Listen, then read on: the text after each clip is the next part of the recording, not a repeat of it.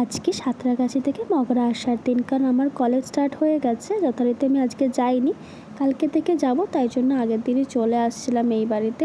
পুলক আমাকে হাওড়াতে ছেড়ে গেছে, ট্রেনে উঠে চলে এসেছিলাম, কারণ আমি বর্ধমানের ট্রেন যথারীতি পাইনি। প্যান্ডেল লোকাল ধরেছিলাম, পুরো ফাঁকাই ছিল ট্রেন। আরামসে বসে ধরে আমি এসেছিলাম। তারপরে প্যান্ডেলে পৌঁছানোর পরে এসকেলেটারে করে স্টেশনটাকে চেঞ্জ করে খুবই খিদে পেয়ে গেছিলো আমার, তাই একটা কেক খেতে খেতে ট্রেনের ওয়েট করেছিলাম। ট্রেন আসার মাত্রই ট্রেনে উঠে ব্যান্ডেলকে টাটা বলে দিয়ে চলে গেলাম বাড়ির দিকে। বাড়ির এসে একটু ফ্রেশ হয়ে খাওয়া দাওয়া করে ঘুমিয়ে পড়েছিলাম, কারণ সন্ধেবেলা একটু বেরোনোর ছিল, তাই মাকে নিয়েই বেরিয়েছিলাম।